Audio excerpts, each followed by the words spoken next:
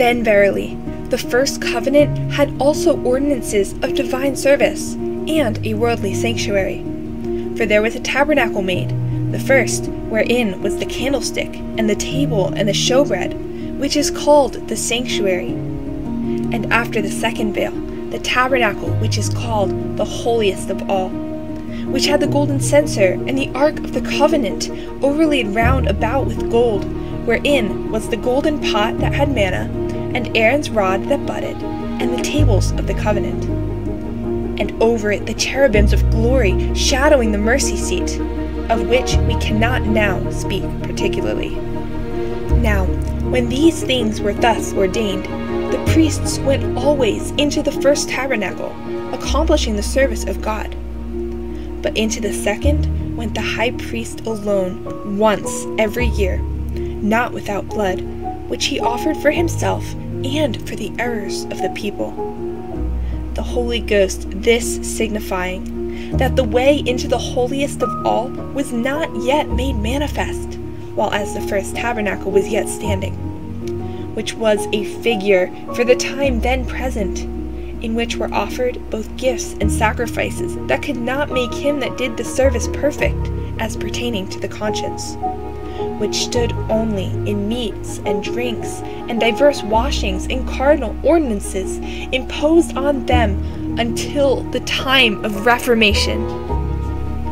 But Christ, being come an high priest of good things to come, by a greater and more perfect tabernacle, not made with hands, that is to say, not of this building, neither by the blood of goats and calves, but by his own blood, he entered in once into the holy place, having obtained eternal redemption for us.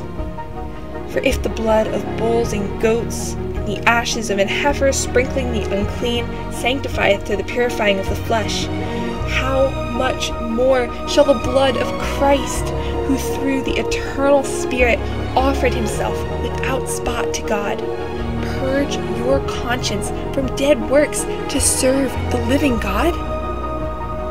And for this cause, he is the mediator of the New Testament, that by means of death, for the redemption of the transgressions that were under the first testament, they which are called might receive the promise of eternal inheritance.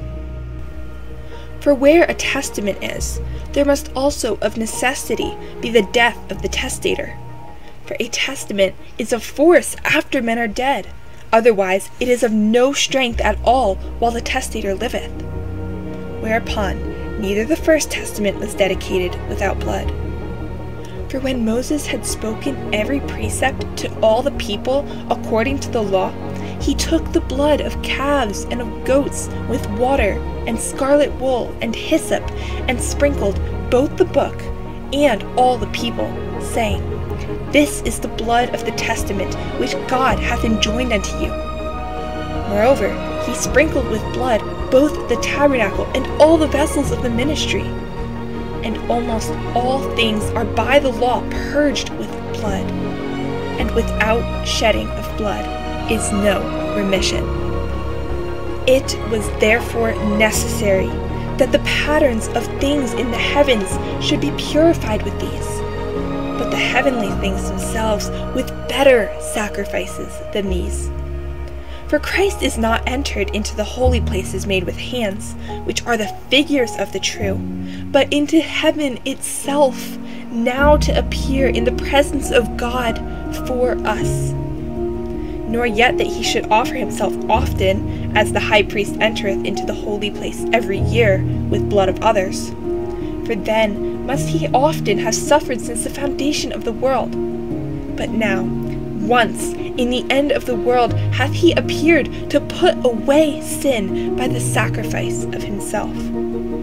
And as it is appointed unto men once to die, but after this the judgment, so Christ was once offered to bear the sins of many, and unto them that look for him shall he appear the second time without sin unto salvation.